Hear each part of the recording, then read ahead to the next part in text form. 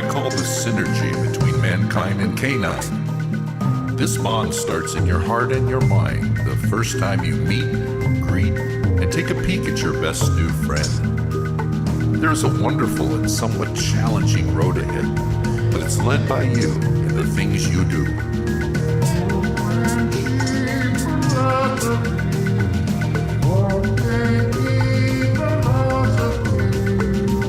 With your dogs, words are few and far between.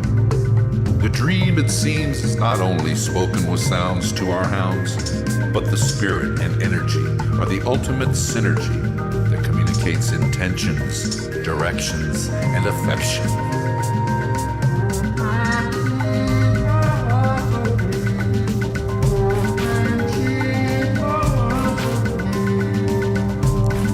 Patience, compassion, and intuition are what we need to seed in our dog. This is so his read on us consists of nothing but love and trust.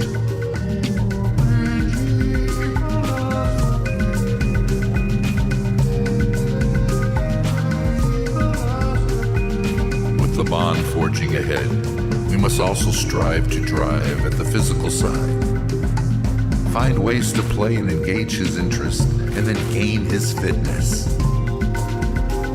This is the key, which means internal energy that will surge in him.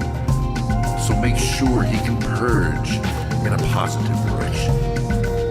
This energy release will help focus his mind, and then he can find the calm in his intentions.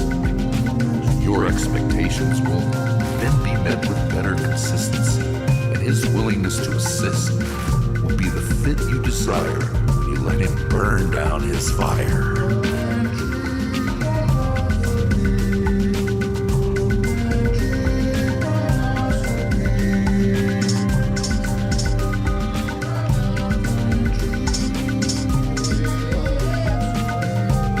Wolfman Chi philosophy, you will be providing the yin and yang, a symbol which defines balance.